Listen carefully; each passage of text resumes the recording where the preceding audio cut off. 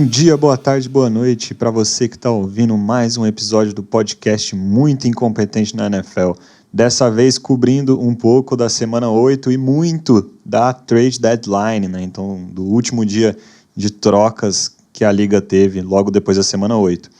O podcast Muito Incompetente na NFL tem esse nome que é uma brincadeira com um fundinho de verdade. E aí, na medida que você vai ouvindo os episódios e acompanhando a temporada junto com a gente, você vai descobrindo o porquê.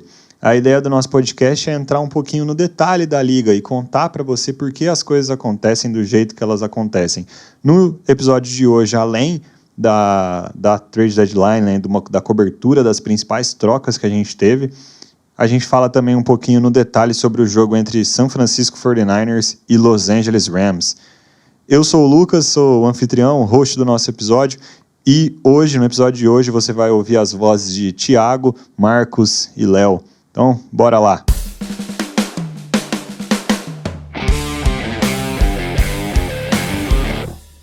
Nosso primeiro no detalhe de hoje é a visita do San Francisco 49ers até Los Angeles e saindo com a vitória de 31-14 nesse embate de divisão super importante, que os dois times estão brigando ali pela mesma posição numa divisão onde o Seattle Seahawks no momento está liderando, mas os favoritos antes da temporada começar eram justamente esses dois times. E aí São Francisco agora ganha uma vantagem muito importante depois de um show de Christian McCaffrey no seu segundo jogo pelo time. Eu acho assim, primeiro essa divisão tá abertaça, né? Então esse jogo era muito, muito fundamental. Quem quer que ganhasse esse jogo, para mim, saía muito na frente numa briga, porque, sei lá, acho que eu vou chegar na semana 15 cético com o Seahawks, assim, é um negócio que não é natural. O Seahawks tá brigando para ganhar uma divisão, então a expectativa é que em algum momento o conto de fadas deles acabe e algum outro time, qualquer um dos outros três, pule na frente e leve a divisão, né? Então esse jogo era extremamente chave. E aí eu acho que a gente ganhou a possibilidade de ter muito mais informação sobre o que a gente achou desse trade que o 49ers fez pelo Christian McCaffrey, né? Eu tava escutando, semana passada eu tava de férias, não participei, eu tava escutando a opinião de vocês sobre o valor do trade do Christian McCaffrey, valeu a pena, foi muito caro, é muito bom jogador, mas a posição, mas a compensação, mais isso e aquilo, não vale a pena. Eu acho que a gente teve um espaço amostral agora para saber qual que é a importância do Christian McCaffrey para esse 49ers. Eu tinha dito alguns episódios atrás, e eu falei algumas vezes sobre esse 49ers durante a temporada, que eu achava que o 49ers estava numa situação um pouco ingrata, porque quando o Trey Lance se machucou, porque a gente terminou a temporada passada falando o que do 49ers? É um time muito bom, é uma defesa forte e tal, mas o quarterback é o problema, né? O Jimmy Garoppolo não tem bola para levar os caras para ganhar o Super Bowl. Então, é um time bom o suficiente para pegar playoff, mas não é um time bom o suficiente para ganhar o Super Bowl. Eles tinham que dar algum tipo de salto em algum aspecto do jogo deles. E aí, quando o Trey Lance machuca e eles voltam pro Jimmy Garoppolo, o meu take aqui, eu falei, acho que 2 ou 3 vezes, em 2 ou 3 episódios diferentes, era que, infelizmente, eles tinham voltado a estaca zero. É um time que não tinha não tinha dado nenhum tipo de salto em nenhum aspecto no roster deles com relação ao ano passado, né? Então era uma posição ingrata que eles estavam. E eu acho que eles tinham que achar algum jeito de dar um salto verdadeiro, sobretudo no ataque deles, porque a defesa ela era muito boa, ela continua muito boa. E aí, eis que chega o Christian McCaffrey, né? E, sei lá, eu nem lembro como foi a compensação direito, né? É uma segunda rodada, uma quarta rodada, uma terceira e tal. Francamente, eu não me importa. Assim, eu assim, pique de terceiro dia de draft, né? Do 4 para frente, eu nem me importo muito, assim. Eu quero saber mais ou menos de primeira e segunda, no máximo terceira rodada, é o que importa. O resto, para mim, não importa muito, né? Então, assim, sei lá, um segundo, um terceiro. Assim, eu acho que eles tiraram um lance da cartilha do Los Angeles Rams, que sacou antes que quase todo mundo que draft é um troço extremamente supervalorizado. O draft é bem divertido pra gente e tal, mas ele vale muito mais para os times que não tem tanto cash flow, né? As franquias que não querem gastar muita grana em salário e tal, porque os rookies chegam com um salário muito mais barato. Então, se você pega um rookie de 4ª rodada que não vai mudar a sua franquia, mas ele consegue ser titular, você está economizando um dinheiro lá numa posição.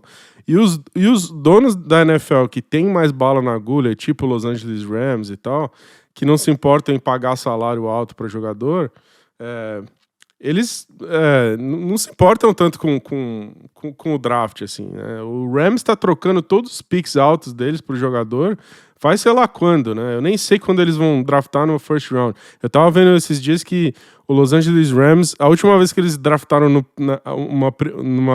na primeira rodada do draft foi o Jared Goff. Foi o último first round que eles draftaram. Que é um troço absurdo, assim, se você for pensar que isso é verdade.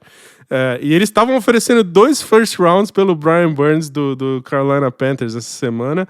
O Panthers se recusou, mas assim, é a cartilha dos caras, né? Assim, a gente não dane-se o draft. Por que eu vou draftar jogadores que são apenas apostas, né? Tem alguma chance de dar certo se eu posso gastar esse capital com jogadores que eu tenho certeza. E o 49ers fez exatamente a mesma coisa, né? Porque o que eles iam fazer com esse segundo, terceiro e quarto round no draft? Eles iam draftar algumas possibilidades de alguns jogadores que talvez dariam certo, talvez não. E eles trocaram isso por um jogador que é garantido um difference maker na NFL, né? O cara ele faz uma diferença absurda. Por que eu tô falando desse trade? Eu acho que não tem muito o que falar desse jogo que não seja o Christian McCaffrey, assim, porque é impressionante porque o Rams estava ganhando esse jogo quase até o final do terceiro período, eles vão pro intervalo ganhando esse jogo, e o Christian McCaffrey absolutamente rouba esse jogo, assim, mas nem foi só no final, assim, desde o primeiro drive do 49ers, o Christian McCaffrey rodou esse ataque, assim. Não temos quarterback? Tudo bem, assim. O running back roda. Foi o Christian McCaffrey show. Foi um dos melhores jogos dos últimos tempos de um running back que eu vi. Ele fez chover, ele fez absolutamente tudo, em todos os aspectos. Como runner, ele foi espetacular. A paciência dele para esperar o buraco, e o buraco sempre aparece nesse time do Niners. A inteligência dele de correr por fora, ou correr por dentro, ou inverter o lado que ele tem que correr e fazer. No jogo corrido foi impressionante, assim, era 3ª para 9, 3ª para 8, era bola no Christian McCaffrey e ele movia as correntes. O cara meteu um passe de 34 jardas para touchdown.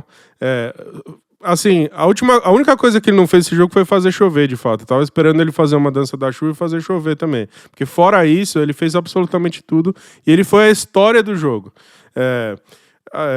Você pode argumentar, enfim, a offensive line do Rams é uma das piores da liga, mas assim, o que o Christian McCaffrey fez nesse jogo foi absolutamente destruir com ele. Foi um cara ganhando o jogo. Então, eu pergunto pra vocês, e aí, valeu a pena trocar? Foi muito caro trocar por um cara que vai lá e te ganha um jogo? E o cara acabou de chegar. Então, assim, eu acho que foi o Christian McCaffrey show e eu acho que a gente tem que sair desse jogo reavaliando a nossa opinião do que a gente acha do quanto valem draft picks, né? Você trocar uma chance de um draft futuro por um jogador provado como o Christian McCaffrey.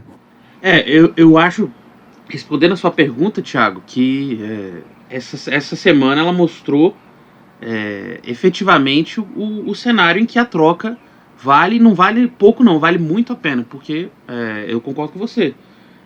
O Christian McCaffrey roubou completamente todo o holofote desse jogo e teve um jogo daqueles que mostram todo o jogador que ele pode ser, em todos os sentidos. Eu, pessoalmente, não consegui participar dos últimos episódios, não dei a minha perspectiva sobre essa troca no último episódio, que eu depois ouvi que vocês trataram dela, mas eu acho que eu tendo a concordar também com você no sentido de que há especialmente, eu acho que não tanto na liga, mas mais no pessoal que assiste e acompanha, uma supervalorização dessas escolhas, sim. Eu não acho que essa troca específica tenha ficado fora do valor. Eu acho que o Christian McCaffrey realmente vale esse caminhão de picks que eles receberam. Algumas delas não tão valiosas assim, mas uma de segundo e uma de terceiro round são escolhas muito valiosas em que times geralmente encontram os seus starters, né? Quando tudo dá certo, mas muitas vezes não encontram também. Essa é a natureza do draft. E por isso que eu acho que há talvez uma supervalorização das pessoas que acompanham, mas que na liga não sei se é tanto assim. Mas assim, eu acho que essa troca foi uma troca justa, né? Achei quando ela saiu. E nesse jogo a gente teve o total upside que o 49ers tinham com essa troca. Resta saber se isso daí vai ser algo sustentável, e aí eu acho que aí que está o grande risco, sob o aspecto da saúde do Christian McCaffrey, né, que nos últimos anos tem sofrido com algumas contusões. Mas se ele conseguir ficar em campo, o que eu acho especialmente, se o 49ers conseguir utilizar a ameaça do Christian McCaffrey para, enfim, rodar o seu ataque de outras formas e, ao fazê-lo, também preservar o Christian McCaffrey, né? Obviamente ele não vai jogar com snap count, mas se você ficar utilizando ele sempre, nos últimos anos tem se mostrado que ele vai, o corpo dele não aguenta mais como aguentava no começo da carreira. Se o 49ers conseguir fazer esse balanço aí, ele vai chegar em jogos como esse jogo, que era um jogo crucial para a temporada deles, e vai poder soltar o Christian McCaffrey e eventualmente vai ter realmente esse retorno que eles tiveram. Então assim, eu acho que esse jogo mostra que a troca é uma troca muito racional por parte do 49ers e mostra tudo que eles podem conseguir dela. E aí vamos ver agora como que isso vai ser daqui para frente. Eu acho que para esse ano dá realmente uma outra dimensão para o ataque deles, e salvo se acontecer alguma tragédia, né, que obviamente a gente torce para que não aconteça de forma alguma, justamente porque o Christian McCaffrey é esse jogador fantástico, né, quando está saudável. Mas salvo se acontecer uma coisa dessas, o 49ers realmente ganhou uma nova dimensão extremamente importante e significativa para o ataque deles. Uma nova dimensão que abre inclusive para outros jogadores, como a gente já viu nesse jogo também, o Aiyuk ter oportunidade de, enfim, produzir também com esse espaço que o Christian McCaffrey abre, com a atenção que a defesa tem que dar para o Christian McCaffrey. E o Aiyuk é um jogador, aí talvez já saindo um pouco do McCaffrey, mas é um jogador que nas últimas 3 partidas tem contribuído de forma muito importante também, excepcional, e nessa partida, muito auxiliado pela atenção que o McCaffrey demanda, continuou. Então assim, é realmente uma aquisição que já está trazendo muitos dividendos aí para o 49ers, já trouxe uma vitória num jogo essencial na divisão deles, né? Eu tava aqui semana passada e eu comentei que eu achei a troca meio cara. Não pela perspectiva das escolhas do draft, mas pela combinação de 4 escolhas no draft, mais o salário de um running back, que a gente sabe que hoje na liga tem muito problema de lesão, os running backs não têm sido pagos, os running backs que acabam sendo bem pagos, passam 1-2 anos, dá aquele tom de arrependimento, assim, essa tem sido a história da liga no passado mais recente. Só que aí tem o viés desse jogo entre 49ers e Rams, né? Depois que você assistir esse jogo, eu saí do jogo falando assim, nossa, acho que eu falei groselha. Tô achando que eu mudei de ideia sobre a troca. Porque, cara, ele é isso, assim, ele domina o jogo, ele faz um negócio que é super raro, né, que os americanos chamam lá de tríplice coroa, né? Então ele faz um touchdown correndo, recebendo e passando, o que é super raro na liga. E aí você olha e fala assim, cara, deviam ter dado muito mais, renova o salário do cara, tipo, paga o dobro, foda-se. Porque é surreal, assim, a produção que ele teve nesse jogo, crucial. E aí tem 2 coisas do jogo em si que eu acho que mostram como que, assim como o Thiago falou, né, como foi um show do Christian McCaffrey. A primeira coisa é, o Deebo Samuel, já há mais de uma temporada, é o melhor jogador do ataque do 49ers. Ele nem jogou, ele tá machucado. Cara, ele não fez falta nenhuma, quase. Assim, ninguém sentiu falta dele. De tanto que o McCaffrey conseguiu ser protagonista dessa partida e outros caras também participarem. Assim, o Deebo Samuel nem fez falta, assim.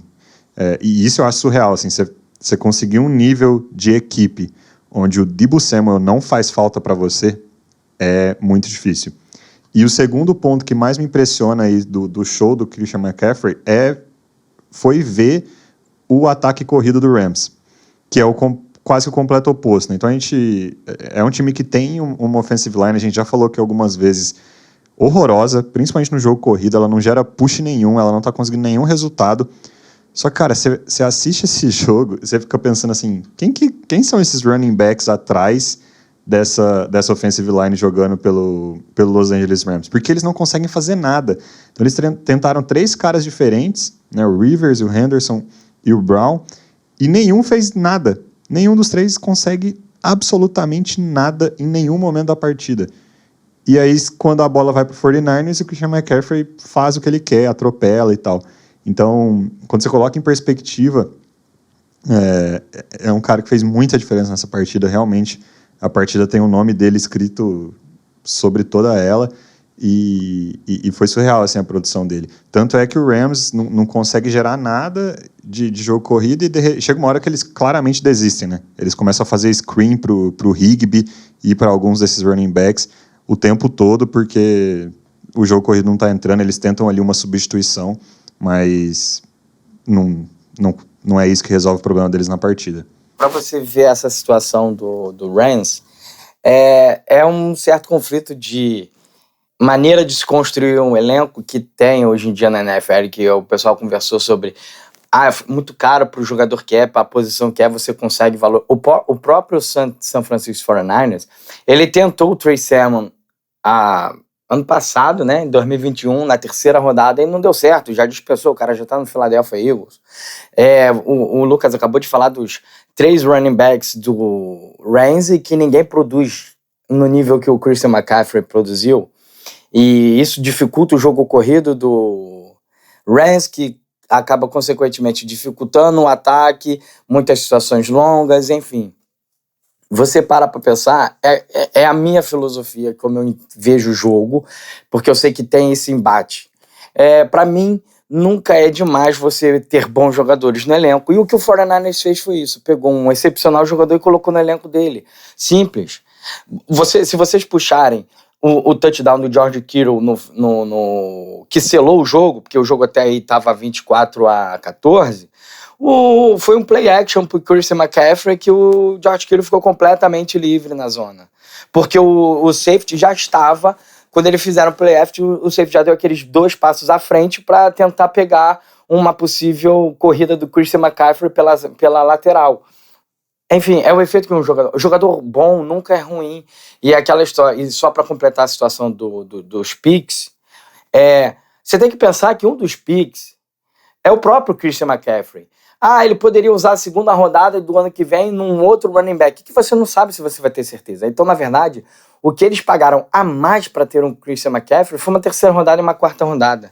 E quem viu o jogo viu o impacto que ele provocou no time. A divisão fica completamente aberta de novo agora, porque Seattle lidera com 5-3, mais um jogo de vantagem para cima do San Francisco 49ers, como o Thiago falou, um jogo crucial dentro da divisão, com a divisão ainda sendo disputada, enfim, acho que não tem que se reclamar mas se o Chris... Claro que vai ter aquela galera que quando acaba, se o Christian McCaffrey eventualmente venha se contundir, viu, não falei, olha aí, ó, se machucou. Mas enfim, você acha que não pode pesar isso tanto quando você tá falando de um jogador com talento do Christian McCaffrey? Mas eu acho que o que o 49ers pode fazer, tem coisas práticas que você pode fazer, né? Teve um momento desse jogo que o jogo tava decidido, e os caras continuaram dando carregada pro Christian McCaffrey. Eu olhando esse tempo falando, cara, o que vocês estão fazendo? Acabou o jogo. Não tem um moleque lá, o Davis Price no banco, usa qualquer outro running back. O jogo tinha acabado já. E os caras insistiram em ficar dando bola pro Christian McCaffrey. Assim, tem um jeito do 49ers ser inteligente aqui. Eu acho que rolou uma empolgação muito grande lá. Você viu o general manager no campo cumprimentando todo mundo, você vê a felicidade no sideline do 49ers, comemorando essa vitória, do tipo, puta, chegou o que tava faltando pro nosso roster ganhar e tal. Então rolou um puta oba-oba ali na sideline, e os caras continuaram dando a bola pro McCaffrey, porque, tipo, foi uma espécie de deixa eu mostrar pro mundo que eu acertei aqui, né? Mas tem coisas práticas, assim, que eles podem fazer, que são... De fato, eu concordo, o Marcos tinha falado nisso no outro comentário dele. Se eles não rodarem um pouco os running backs ali, se eles derem uma carga muito grande pro McCaffrey, aí ele vai quebrar. E aí não adiantou de nada, né? Assim, ele é um running back menor. Então enfim, historicamente eu passei a carreira inteira dele vendo ele receber muita carregada e morrendo de medo. Todo mundo sabe aqui, né, que eu nunca peguei ele no Fantasy, porque a gente joga Fantasy junto aqui.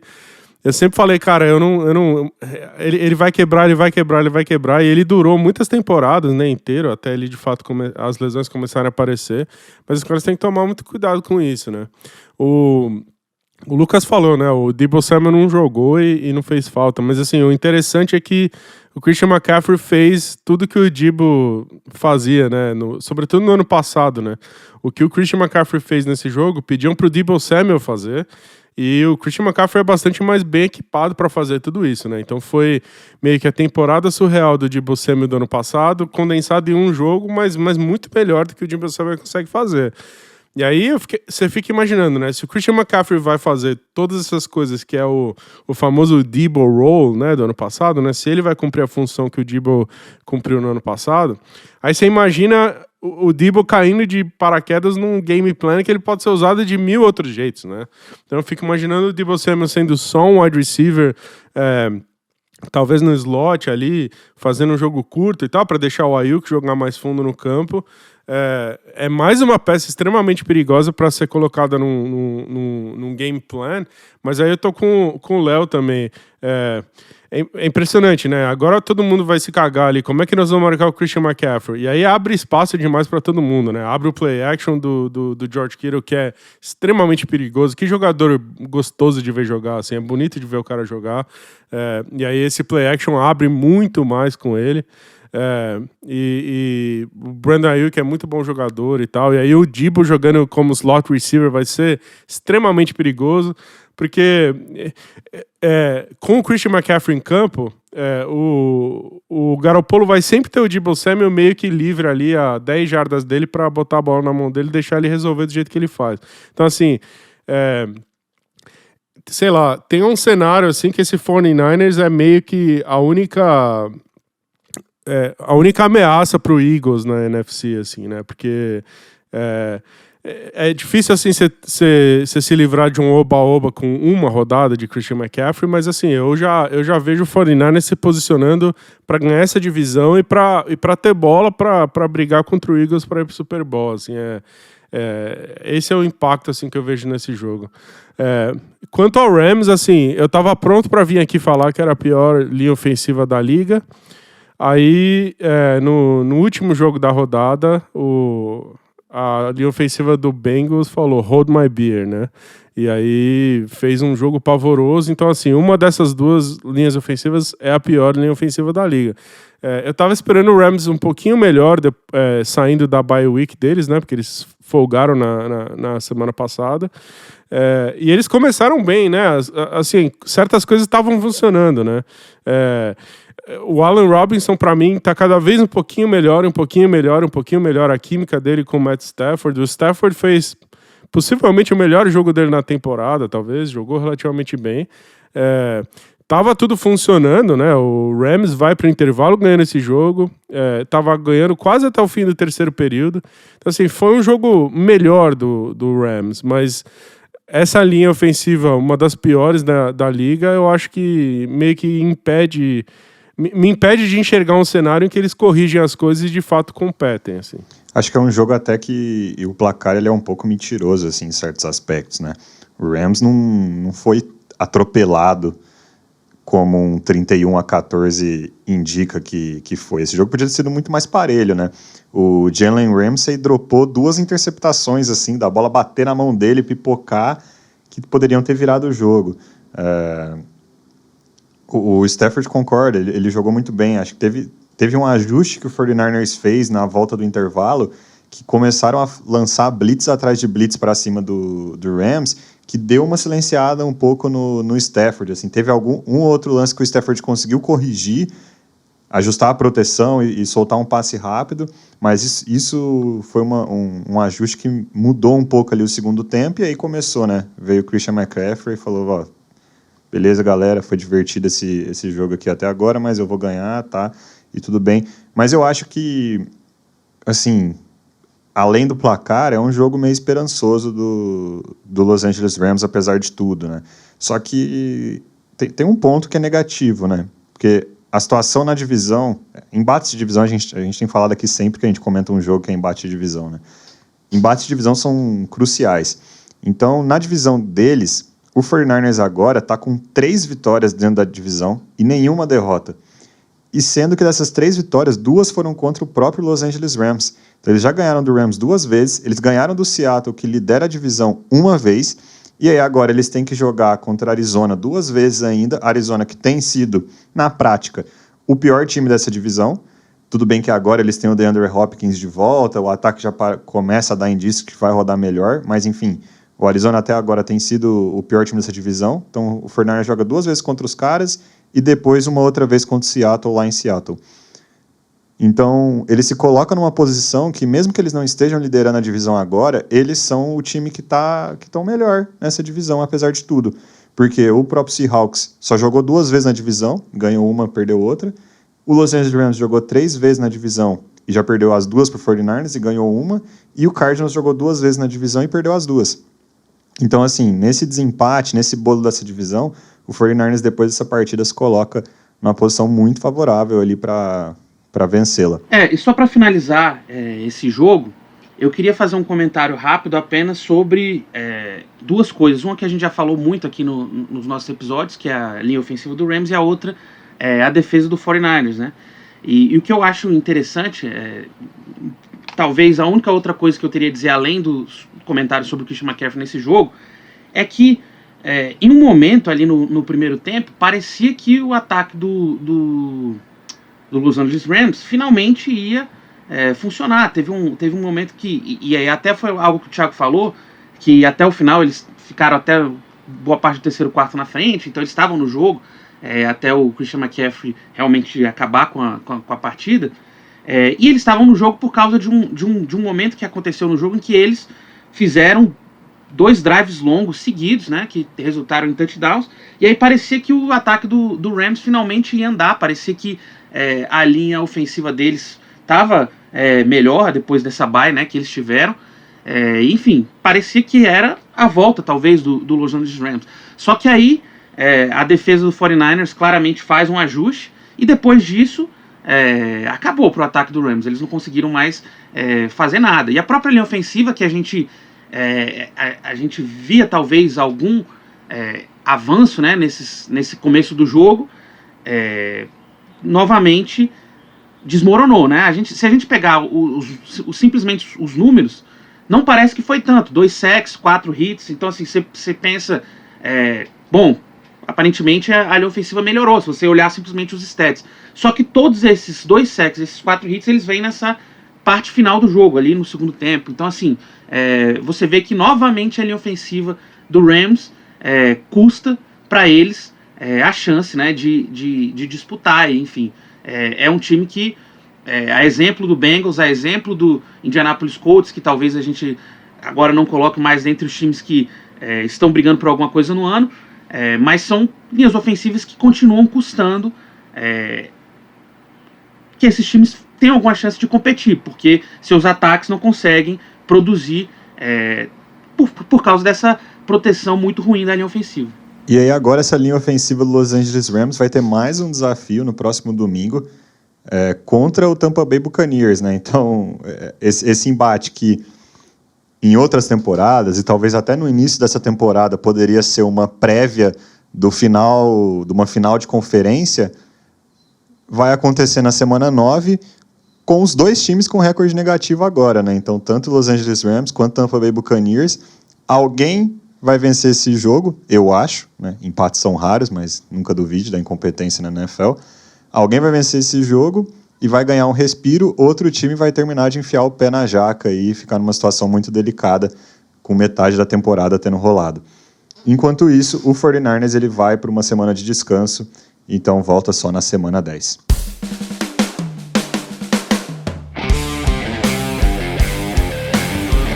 E agora, nesse finalzinho de episódio, a gente vai falar um pouco no detalhe sobre as principais trocas da trade deadline, né? Então, a gente está gravando esse episódio no dia 2, logo depois que a liga fechou o trade deadline.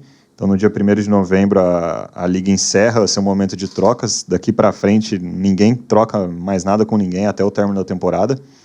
E é um momento super relevante porque a gente teve uma trade deadline muito agitada esse ano.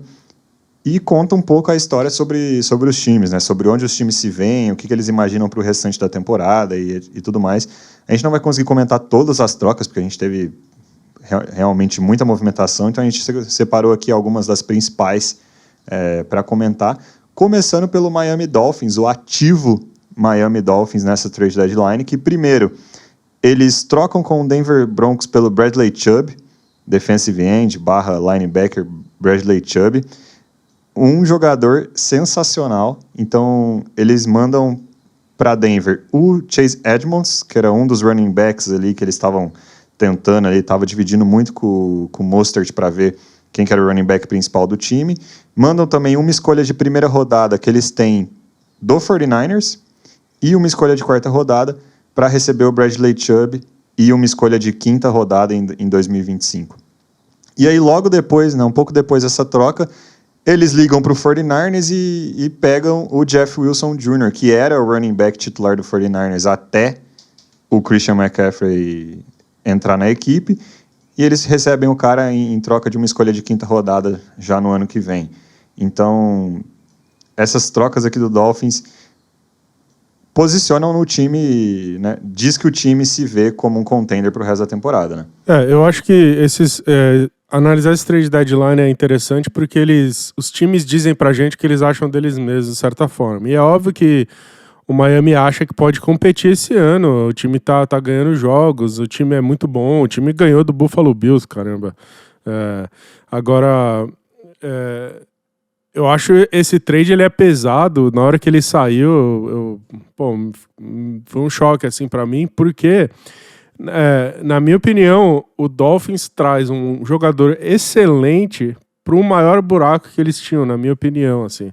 Porque de tudo que esse ataque tá rodando bem, o Tua tá jogando muito bem, os wide receivers estão jogando muito bem, assim, é um time que de fato consegue competir contra praticamente qualquer um. De novo, os caras competiram contra o Buffalo Bills. Tava faltando um degrauzinho a mais pro pass rush deles, né? Eles têm um pass rusher que eu gostava muito do draft, né? Que eles trouxeram via draft, ainda um jogador jovem, né? Mas tá faltando um pouquinho mais de punch, né? Eles estão... É aquele time... Tem certos pass rushes que os caras, tipo, quase chegam no quarterback, mas não chegam, assim. Eu acho que o Bradley Chubb é esse punch que tava faltando, assim. É bem interessante, porque assim, a estatística de quantos sacks determinado time tem numa temporada, às vezes pode ser enganosa, né? A quantidade de pressão que você coloca no quarterback, às vezes é mais importante do que a quantidade de sacks em si, assim. Se você conseguir constantemente pressionar o quarterback adversário, é isso que importa, assim. Quantas vezes você de fato derruba ele, às vezes pode ser enganoso esse stat. Mas assim, o Miami Dolphins, se eu não me engano, estava com 15 sacks na temporada, que não é suficiente para um time que quer ser contender. Eu acho que o Bradley Chubb é um ótimo jogador. Eu acho que ele vai jogar até mais bola do que estava jogando em Denver. Eu estava olhando aqui no artigo aqui que você mandou pra gente, Lucas, que o cara da NFL Network está fazendo os grades desses trades. E o cara deu um B para Miami e deu A- para o Broncos. Eu acho que ele comeu um orégano estragado de manhã, o Lucas. O Broncos trocou uma primeira rodada por um completo difference maker, né? A defesa dos caras vai descer degraus, e o Dolphins vai subir um degrau, assim. esse primeiro round que o Broncos vai receber é uma escolha do final do primeiro round, né? Como que o Broncos vai repor um pass rusher elite com um pique de final de primeira rodada, né? Então eu acho que o Miami matou a pau nessa troca. É uma das poucas peças que estavam faltando para esse time assim, deslanchar ainda mais. Eu achei um trade espetacular para Miami, assim. O Broncos, para mim, se mostra completamente perdido, assim. Eu não sei se eles fizeram isso porque eles não estão querendo pagar o Bradley Chubb, porque o contrato do Russell Wilson é tão caro que eles não têm como montar um time bom em volta, que se for isso, é horrível para eles, mas assim, eu sou do time que acha que você não troca os jogadores que fazem a diferença, né? Que fazem seu time ganhar jogos, né? Eu acho que o Bradley Chubb tem potencial para ser isso. Então eu vejo o Broncos meio perdido, né? É um move de rebuild. Os caras acabaram de trocar vários picks por um quarterback para ganhar agora, e aí eles fizeram um move de um time que está se reconstruindo. Então eu não entendi muito qual que foi a intenção do Broncos nessa aí. E nessa... Eles pegam uma primeira rodada em troca de um cara, e igual você falou, uma escolha de primeira rodada que vai ser uma escolha alta. Tipo, o Miami vai para os playoffs. Tipo, essa escolha não vai ser boa. Vai ser no final da primeira rodada. Por um cara que eles gastaram uma quinta escolha overall para draftar. O Bradley Chubb foi a quinta escolha total do draft de 2018. Então só 4 caras saíram antes dele nesse draft. Pra mim é definitivamente isso que você falou do Broncos. Não sei se eles não querem, porque tinha um rumor de que eles não estavam muito afim de pagar o Bradley Chubb no começo da temporada, mas agora eu acho que além de não querer, eles meio que não podem, né? Eles estão enforcados num cap, num quarterback que até agora não está dando resultado, e me pareceu um move de... a gente pagou muita coisa pelo Russell Wilson, a gente precisa receber parte disso de volta. Esse payback não está vindo dentro de campo, a gente vai precisar receber capital de draft. Então, foi o cheiro assim, que essa troca teve para mim. E o Broncos é um movimento que, para mim, o Broncos faz, sinalizando que eles não se veem como contender nessa temporada. Porque se eles se vissem como um time capaz de dar a volta por cima e ir aos playoffs e talvez ganhar a liga nesse ano, eles não tinham feito isso. Tinham morrido com o jogador sem renovar. Paciência, mas eles não tinham feito isso. E é isso, assim, e a mesma coisa, né, que a gente fala de 2 trocas, porque não é exatamente isso, mas o Dolphins, ele manda o running back, talvez ali que fosse o principal running back, estava bem dividido o share ali em Miami, entre o Chase Edmonds e o Raheem Mostert, mas eles mandam o Chase Edmonds e ganham uma quinta rodada, lá em 2025 só, mas eles ganham essa quinta rodada. E aí logo eles mandam ela para uma outra escolha de quinta rodada, já nesse ano, para o 49ers, em troca do Jeff Wilson, para compor esse corpo de running back deles. E aí a mensagem dessa troca para mim é muito mais do 49ers, que fala, cara, a gente tem o Christian McCaffrey, o Jeff Wilson estava vindo bem, mas ele não é o Christian McCaffrey, então a gente está mandando o cara embora, recebendo um pedaço do que a gente mandou pelo McCaffrey de volta e seguindo em frente aqui. E aí no que a gente estava falando no jogo, né, sobre as lesões do Christian McCaffrey, esse é um sinal negativo se você acha que o cara vai quebrar. Porque agora ele vai ser ainda mais utilizado lá em São Francisco. Um pouco na linha do que vocês dois já comentaram, eu tendo a pensar que o Miami Dolphins ele saiu como por assim dizer, vencedor, né? Tanto da troca com o Denver Broncos, como da troca com o 49ers. O Broncos realmente parece estar um pouco perdido, como o Thiago falou. Eu não acho uma filosofia interessante de trocar o Bradley Chubb, que é realmente um difference maker que a gente tem na liga. Quantos times a gente não vê aí que passam anos procurando um pass rusher para conseguir fazer realmente a diferença que o jogo precisa, que o time precisa, para que até os seus outros pass rushers também produzam. E eu acho que essa compensação também não é muito... é um pouco enganosa, né? Porque, até como também já foi dito, esse é um first round que não tem tudo para ser um first round não muito alto. E na troca que eles fizeram com o San Francisco 49ers,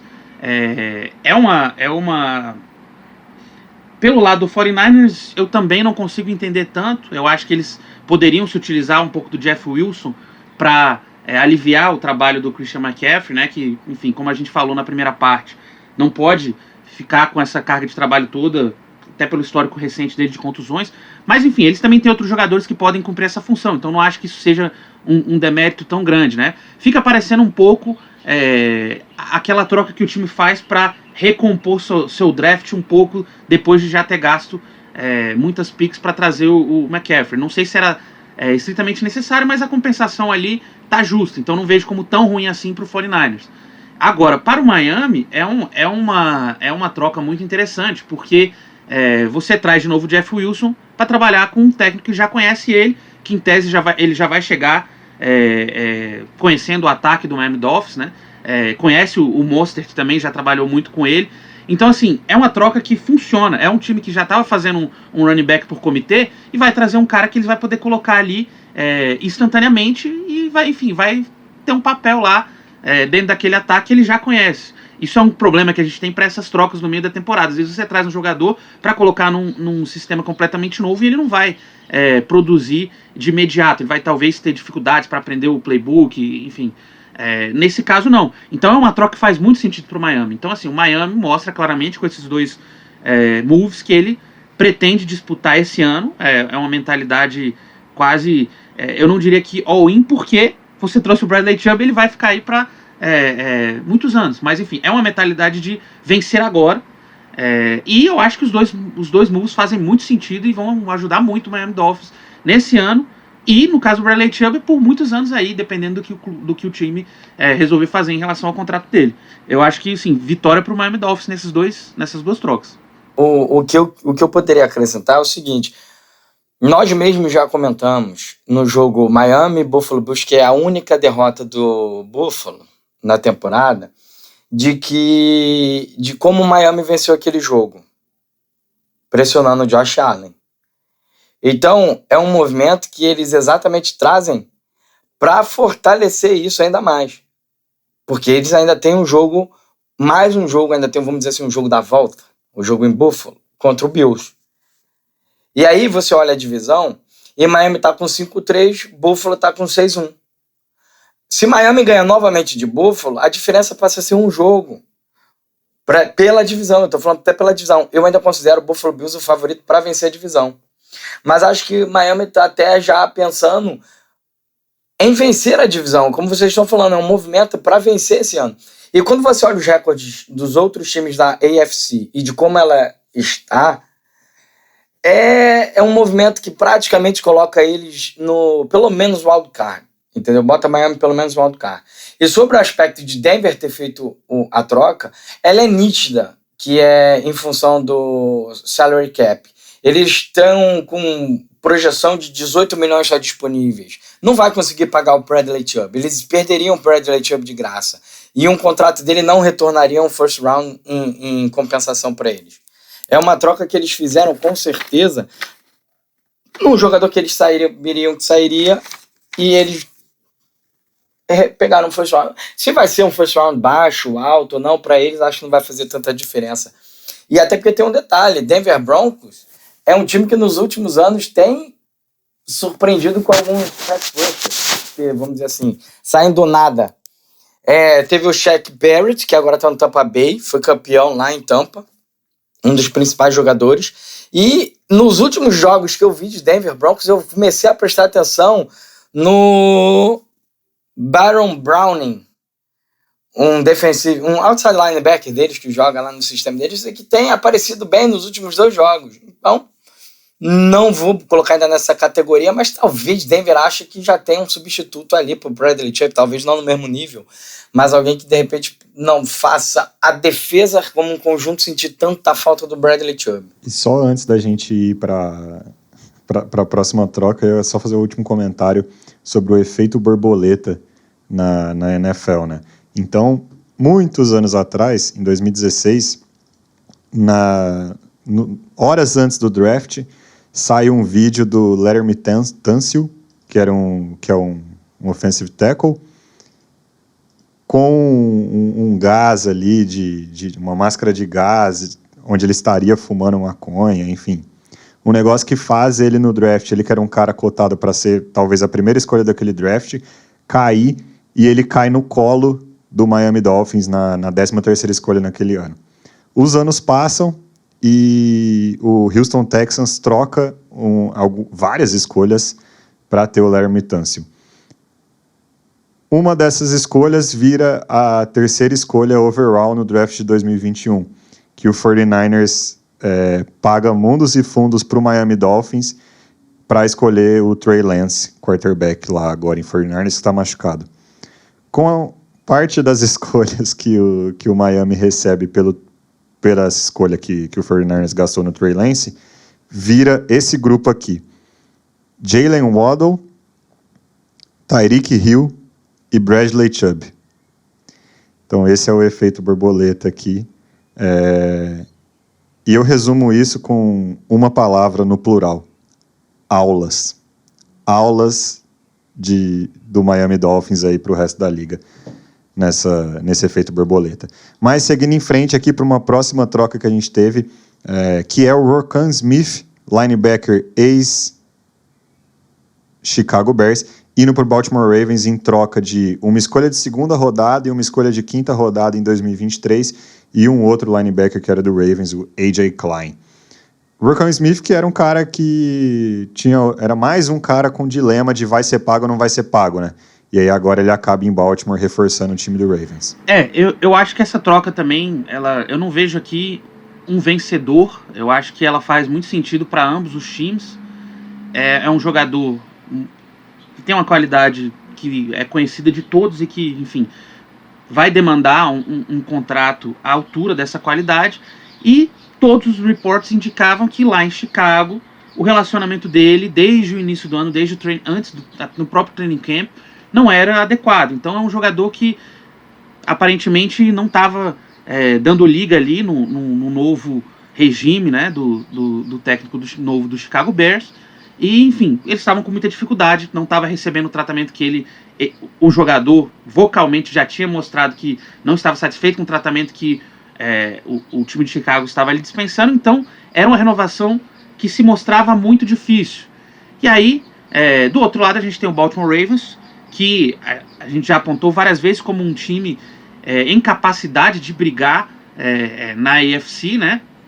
Tá abaixo, obviamente, de um Chiefs e um Buffalo Bills, mas com capacidade, com um jogador, no caso o Lamar Jackson, com capacidade de numa partida, vencer desses caras em janeiro, etc., muito embora também tenha encontrado seus problemas no início da temporada, e cuja defesa, nesses 8 jogos iniciais, mostrou algumas fragilidades. E aí eles vão lá, buscam o Roquan Smith para atacar essa necessidade, pagam uma compensação por eles, que na minha opinião é uma compensação justa, né? Que o A.J. Klein eles trocam pelo Roquan Smith. E aí eles pagam efetivamente a mais, né? Uma troca, uma escolha de 2º round e uma escolha de 5º round. Eu acho que é uma compensação adequada. Então eu vejo uma situação em que os dois times ganham. O Ravens preenche uma necessidade imediata para disputar nesse ano, enfim, eventualmente renovar com ele também, ter ele nos próximos anos, e o Bears consegue compensação justa para um jogador que eles estavam tendo muita dificuldade de renovar e que provavelmente não conseguiriam renovar. Você consegue identificar o DNA de determinadas franquias, né?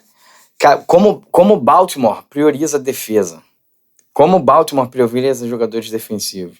Marcus Peters, aí você vê agora o Roquan Smith, e aí você olha o ataque de Baltimore, e são jogadores que foram lá draftados por eles, né? O Ronnie Stanley, o center agora que eu esqueci o nome, o Linderbaum, se eu não me engano, eu posso estar fazendo confusão,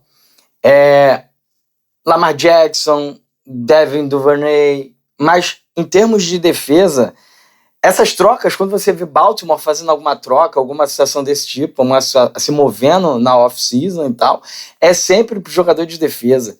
E eu tô muito empolgado, vamos dizer assim, para ver essa defesa de Baltimore, porque sempre uma defesa interessante. Quem gosta de assistir defesas na NFL, é sempre legal você ver as defesas de Baltimore.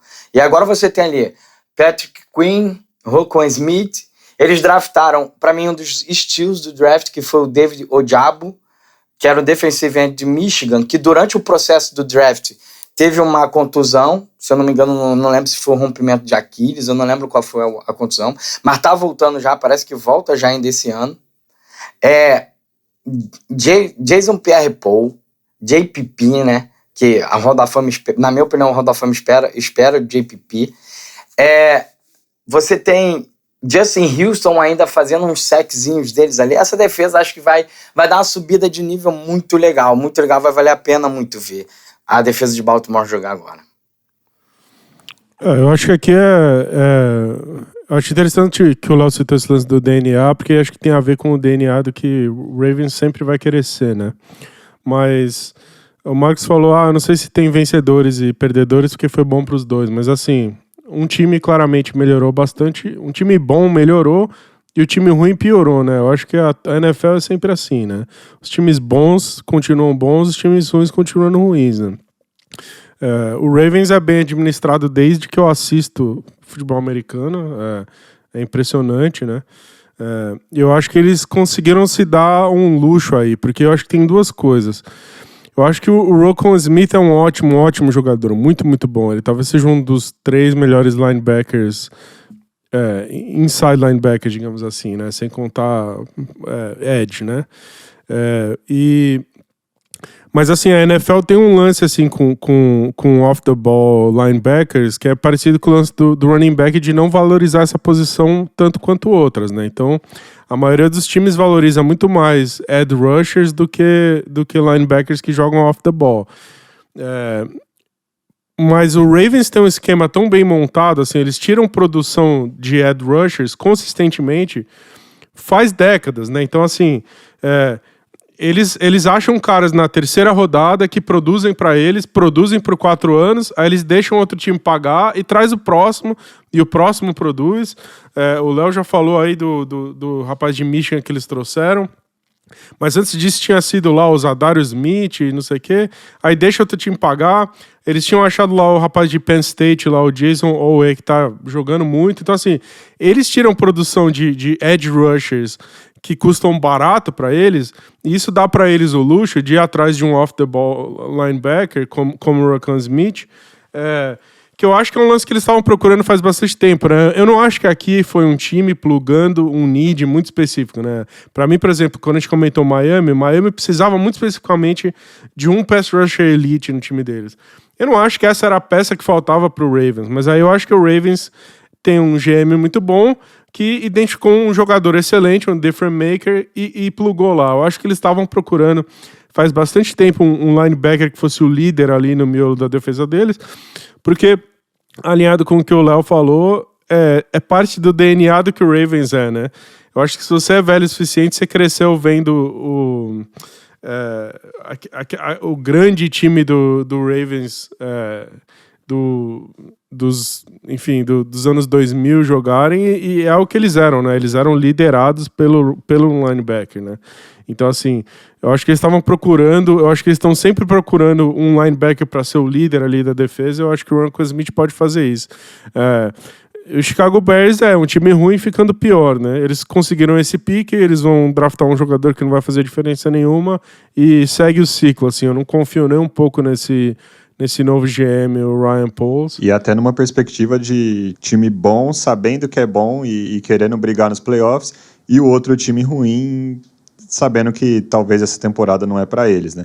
Mas fato é que, enquanto eles recebem uma escolha de segunda rodada pelo Roquan Smith, alguns dias depois eles pegam a própria escolha de segunda rodada, mandam para Pittsburgh e recebem o Chase Claypool em troca, né? E aí tem toda uma teoria, né, Léo, que a gente tem conversado aí nos últimos dias, queria que você falasse um pouco, que é a teoria de dar armas boas para quarterbacks indo para o seu terceiro ano, né? E é meio que isso que o Bears faz, né? Então, e na segunda temporada do Justin Fields, eles estão dando o Chase Claypool para ele e ver o que vira lá em Chicago. Uma teoria que ela é até provada. Você vê, o Josh Allen recebeu o Stephon Diggs e subiu o nível de jogo dele. Tu agora com Tyreek Hill, entendeu? Eu esqueci o outro que foi citado. E aí, eu vi muita gente no Twitter, nas redes sociais, levantando essa teoria que para o Justin Fields era o que faltava. E eu concordo. Acho que realmente quando você olha o grupo de recebedores do Justin Fields, dá uma certa pena. Apesar de, por exemplo, o passe que ele errou no jogo do Thursday Night, ou Monday Night, agora eu não lembro, que o tight end estava completamente livre. Não tem nada a ver com a qualidade do recebedor, mas enfim. Eu só fico me perguntando se o Chase Claypool é esse cara. Entendeu? E eu não vejo o Chase Claypool como esse cara. Eu não vejo o Chase Claypool. Eu acho ele um muito bom wide receiver, mas eu acho que ele não é um cara que vá provocar uma melhora no jogo do Justin Fields, como o Tyreek Hill, como o Stephon Diggs tem capacidade, como o Michael Thomas, que nem joga, mas você sabe que é um wide receiver que tem essa capacidade, entendeu? Não acho. Eu acho que, por exemplo, o que me suscita é que nós ouvimos durante esse período de trocas muitos rumores sobre o Jerry Judy em Denver. E eu acho que talvez Chicago fosse um dos times, porque o Jerry Judy, sim, eu vejo provocando essa situação no Justin Fields. Eu vejo o Jerry Judy chegando para jogar com o Justin Fields e mudando o jogo do Justin Fields. Chase Claypool eu ainda tenho uma certa dúvida. Eu vou esperar alguns joguinhos para cravar se essa teoria vai ser provada no caso do Justin Fields e nessa troca do Chase Claypool. Eu acho que eu não acho que o Chase Claypool... Eu acho que ele pode ser, mas assim, eu tenho dificuldade de cravar que ele é um wide receiver 1 na liga. Eu acho que não é, assim. Eu acho que ele é mais um wide receiver 2 muito, muito bom. Mas eu acho que ele é bastante talentoso, assim. Mas eu acho que pelo menos ele é uma arma, né?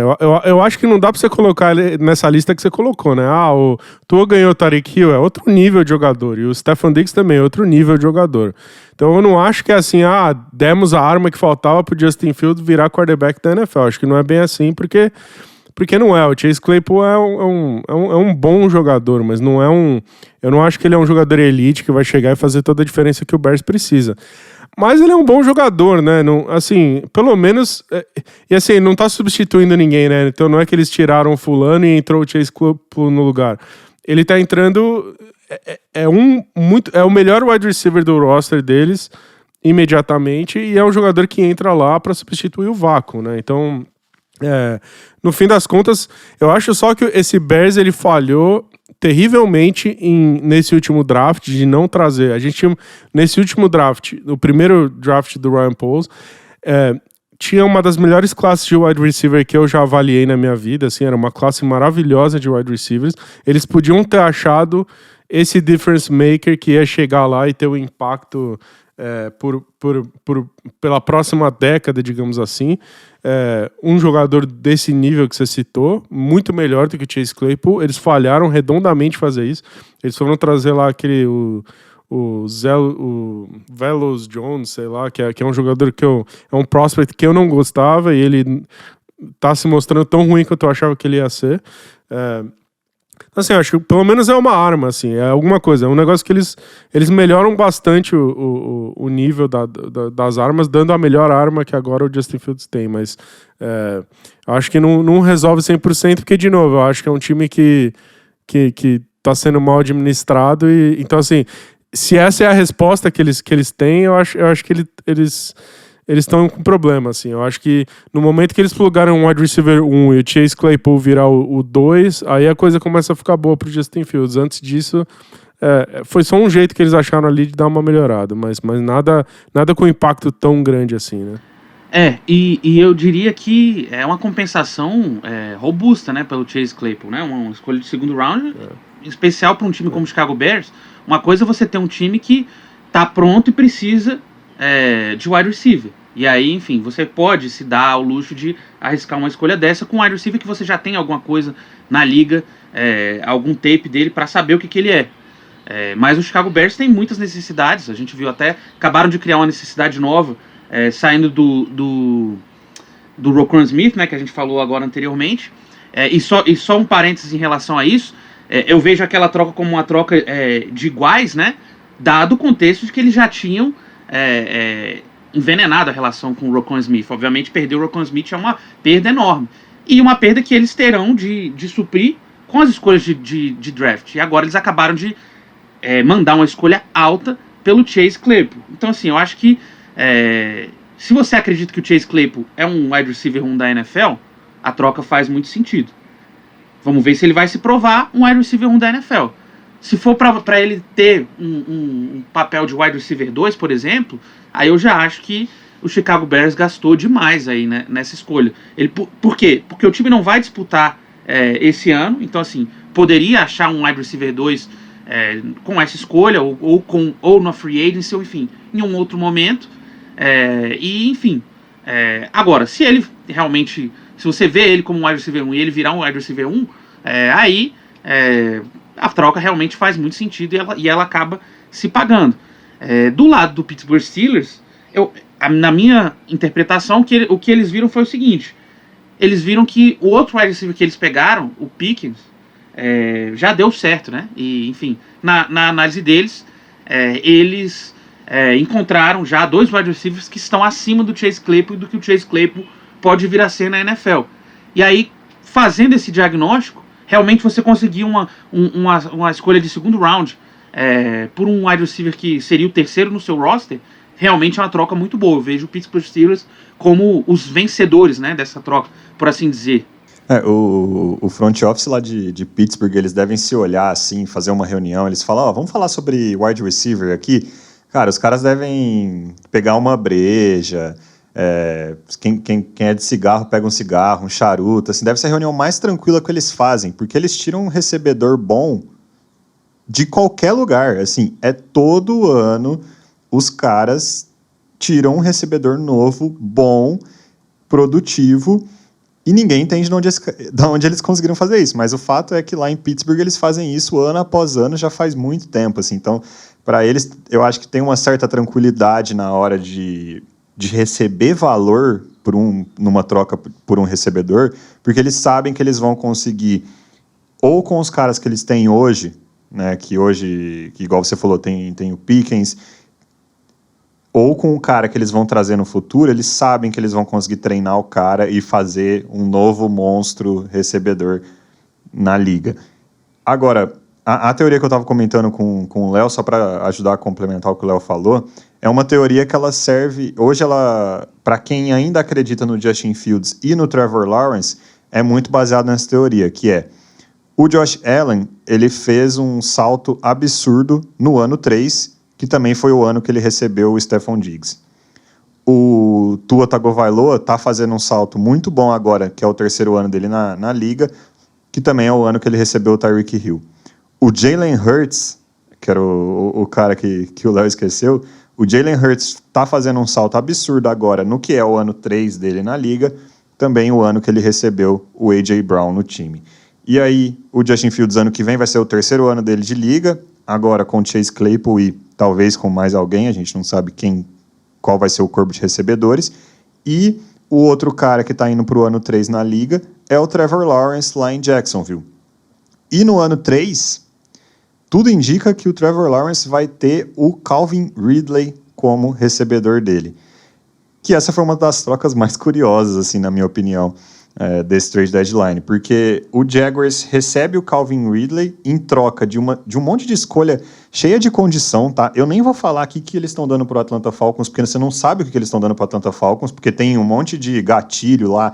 Se o Calvin Ridley entrar em campo, a escolha fica mais alta. E aí, se ele tiver tanta produtividade, ela fica mais alta. Então, nem sei o que eles deram. No momento, né, oficialmente, é uma escolha condicional de 6ª rodada em 2023 e uma condicional de 2ª rodada em 2024, mas a gente não sabe se as condições vão chegar, em troca de um cara que, 2 anos atrás, era um dos melhores recebedores da liga, era um dos caras mais produtivos da liga, estava ali entre a top 5 em jardas recebidas na liga, só que, ano passado, enquanto ele estava machucado, ele violou uma regra da liga, que é a de apostar num jogo do próprio time. Então ele apostou.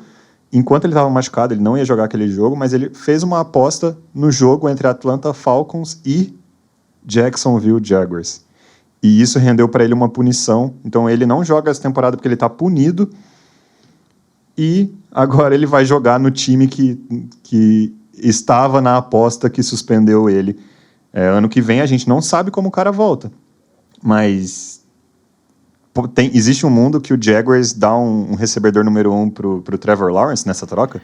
Essa troca eu acho uma troca bem interessante, porque com todas essas condições aí que você colocou, se não der certo, o Jaguars está, assim, relativamente bem protegido. E deu uma escolha baixa para um jogador cujo upside é de ser um wide receiver 1 na liga. E um dos melhores, né, que a gente tinha quando ele estava jogando, né, na última vez que a gente viu. Agora, também é um cara que, com essa questão de saúde, parece que ele tem um problema de saúde mental, ninguém sabe exatamente qual que é a questão. Ele já antes dessa violação de regra, ele já tinha sido afastado para cuidar desse problema de saúde, né? Ele já estava fora, né, da NFL, por assim dizer. Então, assim, ninguém sabe qual que é essa situação. O Atlanta talvez saiba mais, enfim, o Jaguars talvez saiba mais agora. Mas, fora essa situação, é um jogador que não joga há 2 anos. A gente não sabe como é que ele está fisicamente, a gente não sabe como que ele volta. Então, assim, é uma troca com muitas incertezas, mas, ao mesmo tempo, o Jaguars conseguiu se proteger. E eu acho que, talvez, eles gastariam mais se esse jogador fosse para o free agents. Gastariam mais, assim que eu digo, na verdade, eles teriam mais dificuldade para trazer ele. Por quê? Porque o Jacksonville não é dos mercados lá mais atraentes, né? Então, assim, é uma troca muito interessante sob essa perspectiva, mas que a gente não sabe. É algo como um risco baixo com uma recompensa talvez alta. Então, é interessante pro Jaguars, é interessante pro Falcons também, porque se ele der certo, vai ser uma compensação bem substantiva, né, para eles. Então, assim, essa aqui eu não vejo nenhuma pessoa ganhando mais do que o outro. Os dois ganharam bem. O que eu acho engraçado também é que, mais uma vez, né, o Jaguars se vê numa situação parecida com o que ele já teve anteriormente com um wide receiver que eu lembro bastante, que é o Justin Blackmon, né, que o Jaguars draftou. Era um wide receiver muito explosivo, só que ele acabou jogando praticamente uma temporada. Depois ele teve problemas de violação de substâncias, suspensões sucessivas e nunca mais voltou. Naquele caso, o Jaguars tinha gastado uma escolha muito alta com ele. Mas eu vejo como, curiosamente, o mesmo time 2 vezes na mesma situação, que é de ter wide receivers que se sabe o potencial e cujo potencial é potencial de wide receiver 1 e um dos melhores da liga, mas que, por questões extra-campo, você nunca sabe se vai dar certo, se ele vai voltar ou não. Então, assim, é algo que, enfim, talvez por essa situação do Jaguars há muitos anos, de estar num mercado não muito atraente, de ser um time que não ganha tantos jogos, ele tem que se colocar repetitivamente nessa situação. Mas essa troca específica eu acho que faz bastante sentido, tanto pro Jaguars quanto pro Falcons. Eu gostei sob a perspectiva dos dois. Só para responder a pergunta final do Lucas, eu acho que tem totais chances do Jaguars ter dado um wide receiver legítimo pro Trevor Lawrence, porque eu acho o Calvin Ridley, assim, ele é um route runner excepcional, assim, um dos melhores da NFL. A capacidade dele de conseguir separação e estar livre é muito grande, assim. É claro, é difícil saber como ele vai voltar, mas ele não teve lesão nem nada assim, né? O problema de saúde dele é mental, né? Então, quer dizer, fisicamente ele deve estar inteiro, assim, né? Então, tem que saber mentalmente como é que ele tá com esses 2 anos fora aí, né? Agora, o Jaguars não tem risco nenhum, né? Se der errado, eles pagam barato. Se der certo, eles pagam até... Acho que sai até barato, né? Se ele virar um wide receiver 1, essa segunda rodada sai barato. E se ele dar errado, ele não vai custar nada pro Jaguars, né? Então, do jeito que eu vejo a NFL, todas as franquias deveriam ter feito essa aposta, assim. Porque você não tem risco nenhum, né? É só o upside sem risco nenhum. Agora, a única questão é se o Atlanta Falcons deixou ele sair dessa forma, talvez o buraco seja um pouco mais embaixo, né? Essa que eu acho que é a grande questão. E eu gostaria de dizer que eu tenho certeza que o Jaguars fez um estudo ali dos bastidores antes de fazer essa troca, mas eu não posso dizer isso não, porque não é muita característica lá do Jaguars, não. Então, assim... eu só achei muito curiosa essa troca porque eu acho que não tinha nenhum rumor de alguém trocar pelo Calvin Ridley, sabe? Um cara que estava meio esquecido devido à suspensão e devido a ter pedido para ficar de fora um ano aí, enfim, eu achei muito curioso que alguém lembrou dele e foi lá trocar por ele. Mas vamos ver, assim, a gente só vai ter a resposta dessa troca no ano que vem, ou nunca, enfim. Talvez essa troca, esse cara talvez nunca entre em campo pelo Jaguars, não dá para saber. Mas seguindo em frente aqui, acho que uma outra troca que sacudiu a liga no trade deadline foi o Vikings ganhando um tight end novo, né? Então o Vikings pegando o TJ Hockenson de um rival de divisão. Um negócio que a gente não vê com muita frequência, né? A gente não vê com muita frequência times de divisão trocando entre si, mas fato é que o Lions recebeu uma escolha de segunda rodada já no ano que vem e uma escolha de terceira rodada em 2024 e deu, além de 2 escolhas de quarta rodada para o Vikings, o seu melhor tight end, o TJ Hockenson. O cara que entrou na liga com muitos fãs, né, Thiago? Pois é, né? Vocês sabem que eu acredito, né? Vocês sabem que eu tenho o TJ Hockenson em todas as ligas do Fantasy do universo, né? Literalmente todas as ligas que eu jogo eu tenho o cara. Então, assim, eu preciso abrir aqui pro público que eu comemorei a troca porque eu tenho um ganho pessoalzinho aí. Eu não sou torcedor nem do Vikings nem do Lions, mas eu tive um ganho pessoal aí, porque eu acho que... assim, por um comentário completamente parcial, mas assim, eu acho que o Lions nunca quis usar o Hockenson do jeito que eu acho que eles deveriam. Eu acho que ele como pass catcher, ele entrega muito mais do que o Lions em qualquer momento pediu para ele, né? Precisava machucar meio time do Lions para os caras usarem ele como recebedor, e aí, surpresa, né? O cara fazia 10 catches num jogo porque ele é um ótimo recebedor. Eu acho que o Vikings...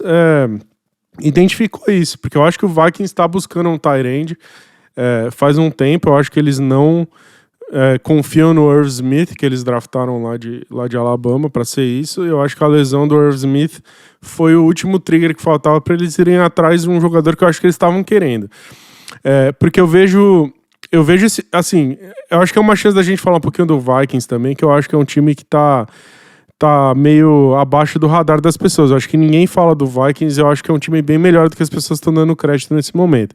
Eu acho que é um ataque bem bom, assim, que precisava de mais uma arma, porque ele é um ataque... eu acho que ele é um ataque bem bom, porque eu acho que o Dalvin Cook tá jogando muito bem. O Justin Jefferson é um animal, ele é impossível de marcar, mas eu acho que estava relativamente fácil dos times botarem muito recurso para tentar marcar ele e tirar ele do jogo, porque eles não tinham que se preocupar com as armas secundárias, digamos assim. Eu acho que essa dimensão a mais aí de ter um tight end pro play action game do Kirk Cousins, eu acho que é um salto muito grande. Eu fico surpreso que o Lions e o Vikings trocam jogadores com tanta facilidade. Eles tinham feito o trade que colocou o Jameson Williams no Lions, né? O Vikings permitiu que o Lions draftasse o melhor wide receiver dessa última classe, na minha opinião, né? Foi com o pick do Vikings que o Lions fez esse draft. E agora, de novo, eles parecem ser bons trade partners, né? No fim das contas, eu acho que é um move muito, muito bom pro Vikings, porque eu acho que ele adiciona uma dimensão que vai tirar um pouco eu acho que as defesas vão ter uma dimensão a mais para se preocupar. E eu acho que a NFL, que é um jogo de detalhe, né, um jogo de xadrez, é uma arma nova interessante para facilitar um pouco pro ataque do Vikings rodar melhor. Então, eu achei pro Vikings bem interessante. É um move que mostra que o Vikings está querendo competir agora também, né? Mas, de certa forma, não é um all-in tão gigantesco, porque é um jogador jovem ainda. Eles podem renovar com o cara e ficar com ele muitos anos, né? Então, eu torço para mim mesmo e para todos os meus times do Fantasy que seja o lugar que o TJ Hockenson vai ser aproveitado do jeito que o talento dele permite. A gente falou sobre o Vikings aqui alguns episódios atrás, acho que 2 episódios atrás, e eu lembro que eu fiz o comentário de que, cara, é um ataque que parecia que tava a uma lesão do Justin Jefferson ou a um gameplay bem montado contra o Justin Jefferson de parar. E agora eles dão um pouco o remédio assim, para isso, né? Então eles adicionam mais uma peça. Eu acho que o TJ Hockenson ele é anos-luz melhor que o Irv Smith Jr. Então é um baita de um upgrade em tight end. Só que o mais interessante para mim é que é o Vikings se posicionando como uma tentativa, assim, você comentou bem quando a gente começou a falar sobre as trocas, né, Thiago? Você falou, trade deadline é interessante que os times contam pra gente o que eles pensam deles mesmos. Para mim, o Vikings conta pra gente que eles pensam que eles são um time capaz de ir ao Super Bowl, um time capaz de ganhar a NFC. E esse move para mim é isso, assim, a gente tá colocando... O que falta no nosso time, assim? Cara, falta mais uma peça super perigosa no ataque? Beleza, tá aqui então o TJ Hawkinson e vamos para cima. Só, né, precisa ver se o Kirk Cousins concorda com isso, né? Mas a gente vai descobrir ao longo da temporada. Mas é um time que tá muito bem posicionado para ganhar a divisão, né, cara? Eu acho assim, a NFL é uma liga muito difícil de você ganhar.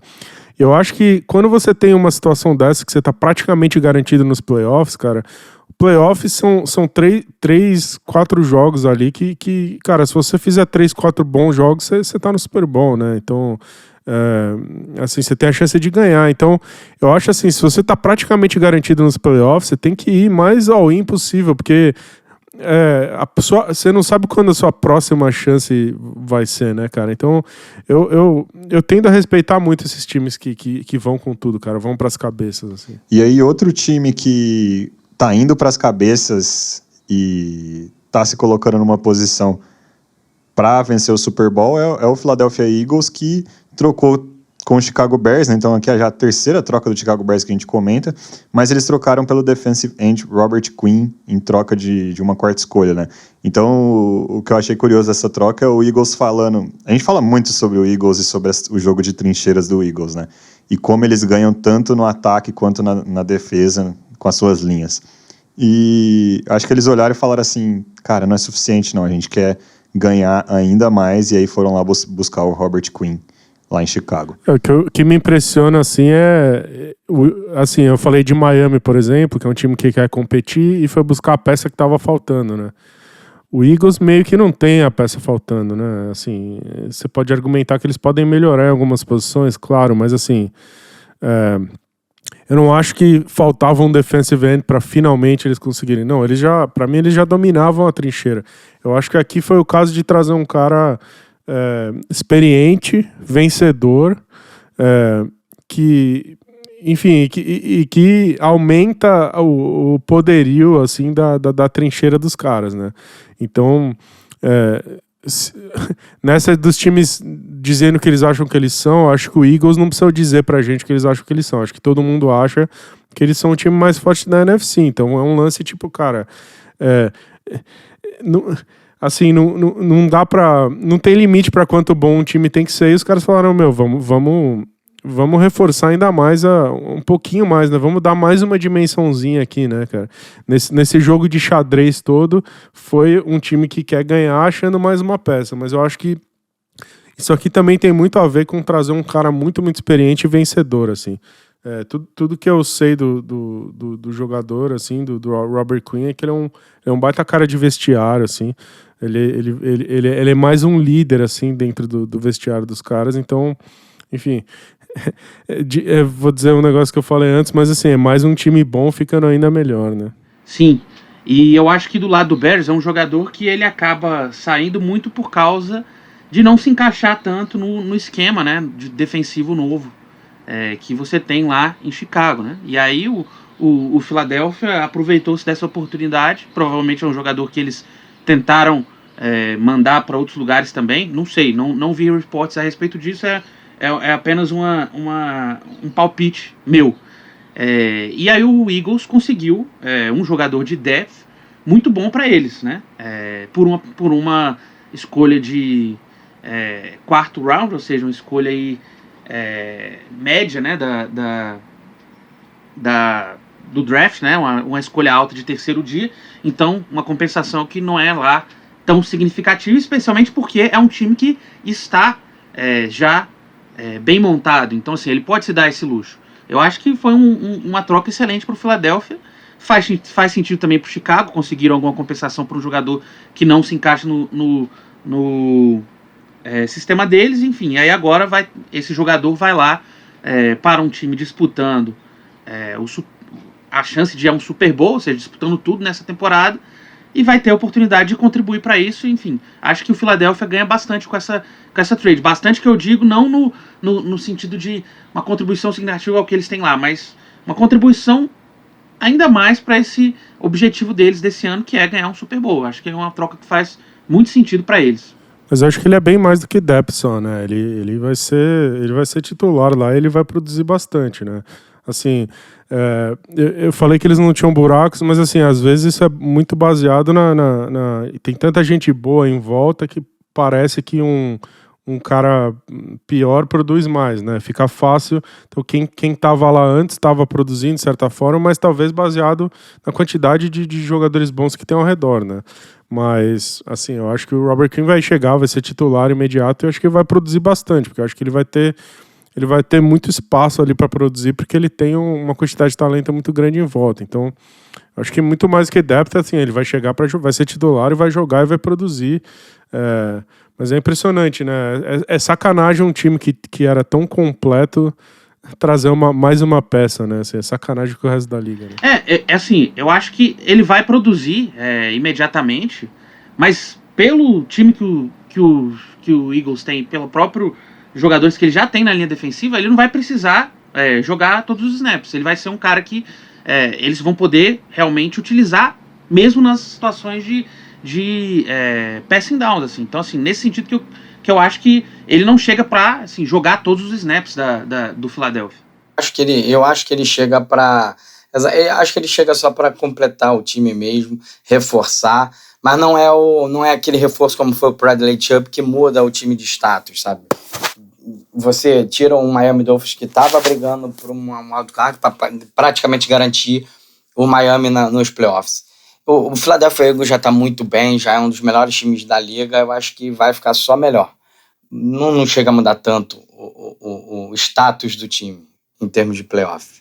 E aí de times que já são bons e tentaram ficar ainda melhor, mas com trocas que não mudam tanto assim o status do time, a gente teve também alguns dias antes da trade deadline a troca que levou o Kadarius Toney para o Kansas City Chiefs, em troca de uma terceira descida e uma terceira rodada e uma sexta rodada.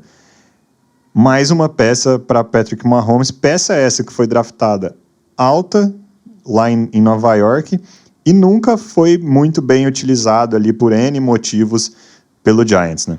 Acho uma troca excelente para o Kansas City Chiefs, né? Porque é um jogador muito explosivo. No pouco que a gente pôde observar dele jogando, ele produziu muito. Teve problemas de contusão e teve problemas de não ter se adaptado bem ao regime lá em Nova York, tanto com o seu primeiro técnico quanto com o novo técnico Brian Daboll, né? Então, assim, havia já reports e notícias, né, a respeito dessa não adaptação dele, né, de que o time não conseguia integrá-lo, né, e enfim, havia também, quando ele entrou na NFL, questionamentos a respeito, né, das questões fora de campo dele, né, se não era um jogador que realmente tinha vontade de jogar, e, enfim, se era um jogador que tinha realmente a mentalidade necessária para dar certo na NFL. Já existia esse tipo de questionamento na hora do draft. Não obstante os questionamentos, o New York Giants pagou um preço alto por ele. Ele acabou não dando certo por N motivos, mas agora ele está indo para um time que talvez tenha a melhor situação possível, né, para uma das melhores situações possíveis para esse perfil de jogador. Porque é um ataque que já está pronto, um ataque que já ganhou muito, um time que tem boas lideranças, tem um técnico muito experiente, e o Kansas City Chiefs, antes dessa situação, já mostrou que não se importa muito com essas questões extra-campo, até mesmo nessa posição de wide receiver. É um time que não hesitou, por exemplo, em pegar o Tyreek Hill e apesar de todos os questionamentos off the field dele, e o Tyreek Hill deu certo como deu certo.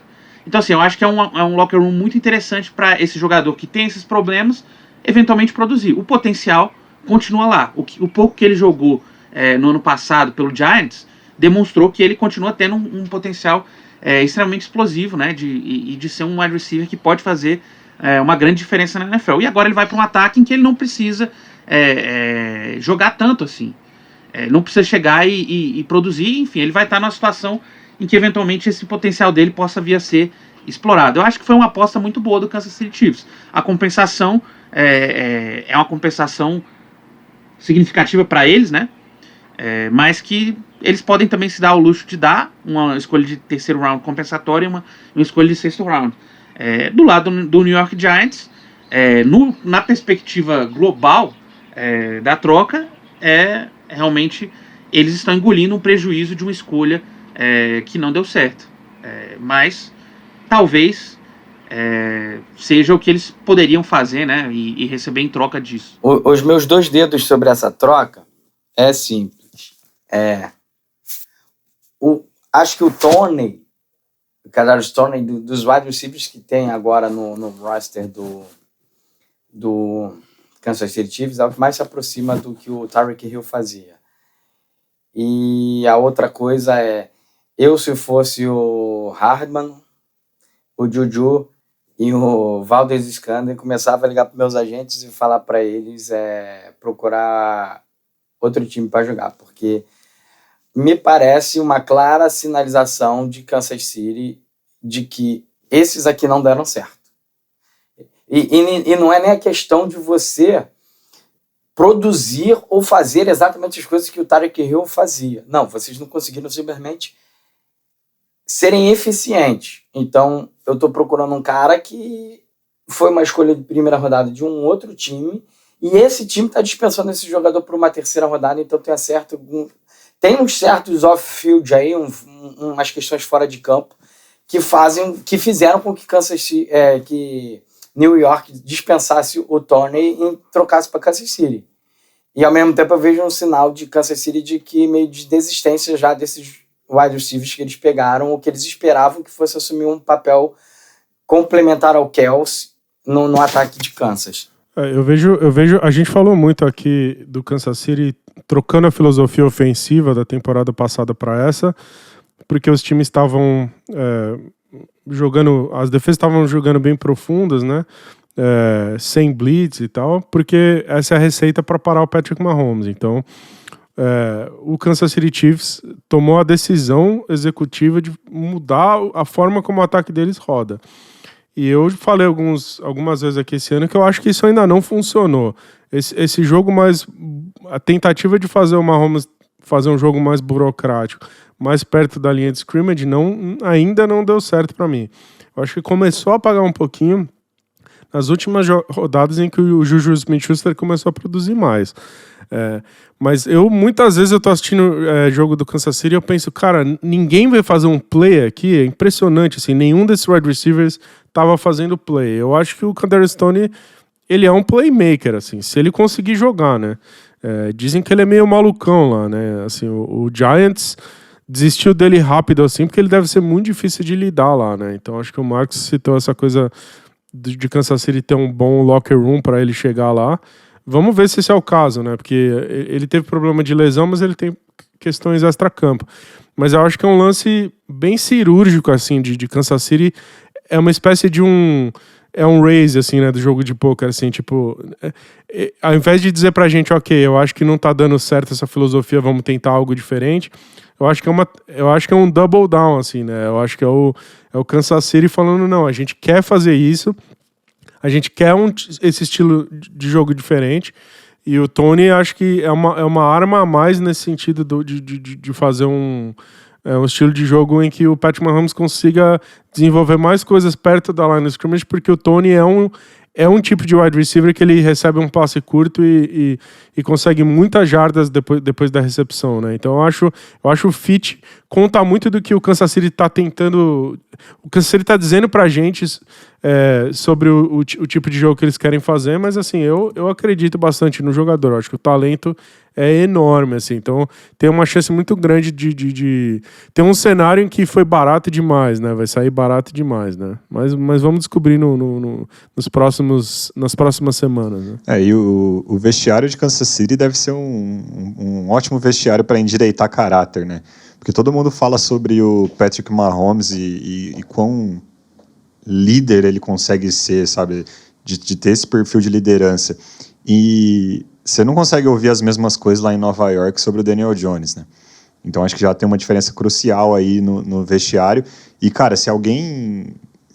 Acho que quem consegue ouvir o podcast que os Kelce estão fazendo, né? O Travis Kelce e o irmão dele estão fazendo, você consegue ver também quão líder o Travis Kelce é. Assim, você coloca esse cara lá dentro, é um vestiário que endireita caráter, não pelo coaching staff, porque coaching staff por coaching staff, parece que o New York Giants está com coaching staff bom. Mas são os próprios jogadores que eu acho que tem uma diferença muito grande em Kansas City, não só para Nova York, mas para todos os outros times da liga. E aí a última troca que a gente quer comentar hoje é o Buffalo Bills conseguindo um running back novo. Mas esse running back é o Nyheim Hines, que vem lá do Indianapolis Colts para o time de Buffalo.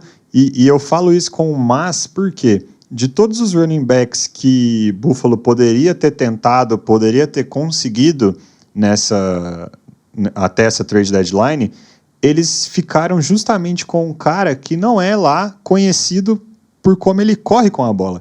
E que é, talvez, quando a gente comenta sobre o Buffalo Bills, o maior problema do ataque do Buffalo Bills, correr com a bola. Eles vão atrás de um running back que é justamente conhecido por como ele recebe bolas no jogo aéreo. Mas eu acho que isso é uma indicação que a gente está recebendo do Buffalo Bills desde a off-season, né?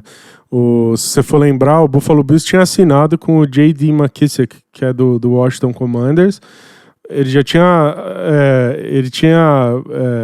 concordado em ir para o Buffalo Bills, e aí o Washington fez algum move lá de bastidor para manter o cara no roster. Então ele deu para trás nessa assinatura e assinou com o Washington.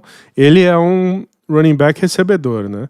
E aí o Buffalo Bills, ao invés de ir atrás de outro na free agency, eles decidiram draftar um jogador. Então eles draftaram relativamente alto o James Cook, que é o irmão do Dalvin Cook do Minnesota Vikings, que é um running back recebedor também. Ele não é um running back para correr pelo miolo, né? Ele é um running back que no college ele foi uma arma extremamente perigosa no passing game de Georgia, né?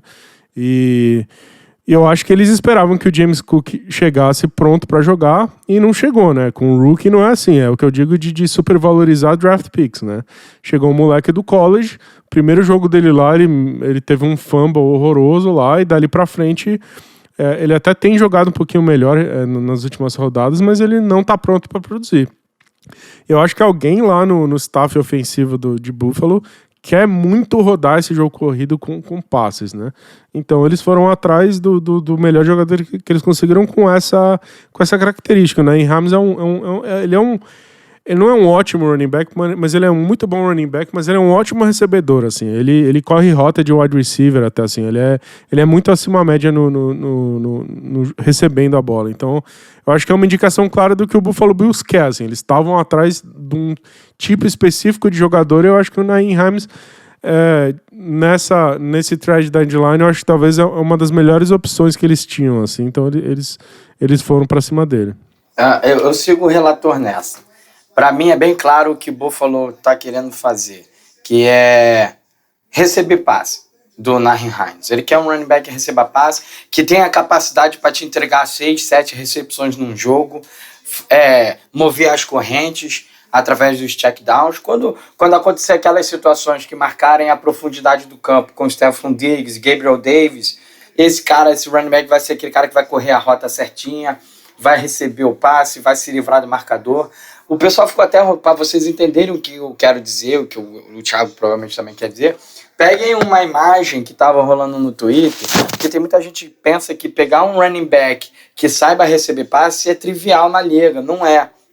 O cara tem que saber correr a rota, se livrar da marcação, achar o buraco, achar o espaço entre a defesa, porque tem uma imagem correndo aí na internet de um lance do Najee Harris, que ele recebe um passe do Kenny Pickett e ele fica parado sambando. Samba pra lá, samba pra cá, samba pra lá, não sai do lugar e sofre o tackle, quando ele só precisava conseguir umas 2, 3 jardas depois de ter recebido o passe.